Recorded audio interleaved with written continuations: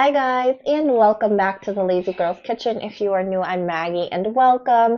Today I'm going to share with you how to make a really delicious Napa cabbage and apple salad. It's so yummy. It's going to be with a really easy Greek yogurt dressing, and it's so good.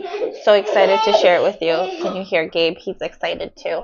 If you like the video, make sure you give us a big thumbs up, and if you have not yet subscribed, make sure that you do that now. All right guys, enjoy.